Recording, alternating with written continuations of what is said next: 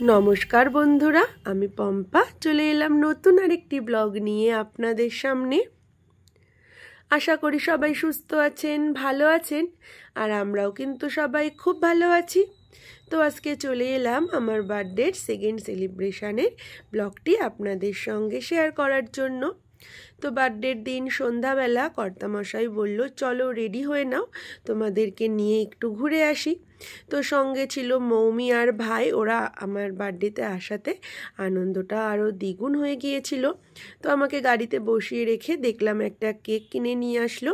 কেকটা তো আমার ভীষণ পছন্দ হয়েছে, আর এই যে সবাই মিলে এবার কেকটা সুন্দরভাবে ডেকোরেশন করে নিল। আমরা চলে এসেছিলাম এই ক্যাফেতে।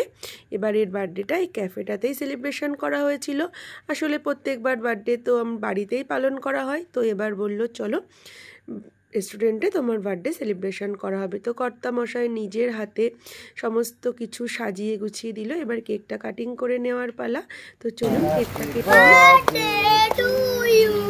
Happy birthday to you.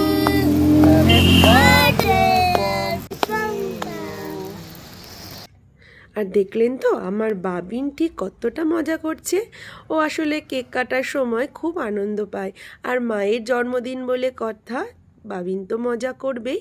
তো কেকটা কাটা হয়ে গিয়েছে, এবার একে একে সবাইকে কেকটা খাইয়ে দিই। প্রথমে বাবিনকে খাইয়ে দিলাম, তারপরে বাবিনের বাবা, মাম্মাম, মৌমি সবাইকে একে একে কেক খাইয়ে দিলাম।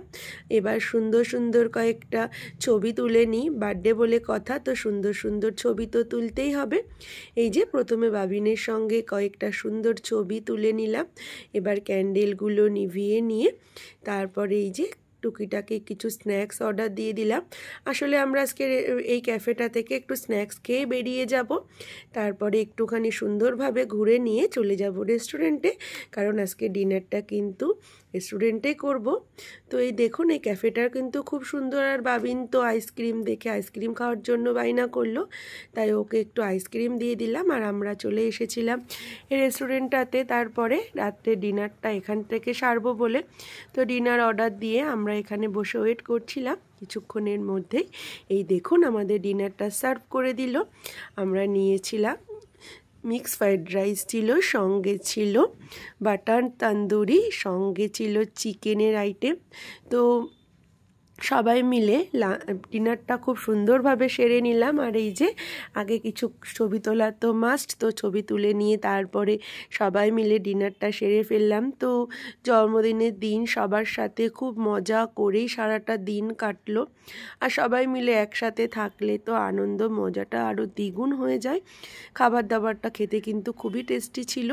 তো খাওয়া দাওয়া করে তারপরে এবার বাড়ির উদ্দেশ্যে রওনা দেওয়ার পালা। তো সব মিলিয়ে জন্মদিনে সকাল থেকে রাত অবধি বেশ হাসি মজা করে সময়টা কাটালাম। তো আরও একটা বছর বেড়ে গেল। তো সবাই আশীর্বাদ করবেন সবাইকে নিয়ে, যেন সারাটা জীবন হাসি মজা করে কাটিয়ে দিতে পারি। আজকের মতো ব্লগটা তাহলে এখানেই শেষ করছি।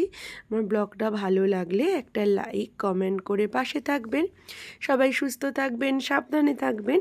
আবারও দেখা হবে নতুন কোনো ব্লগে আপনাদের সামনে।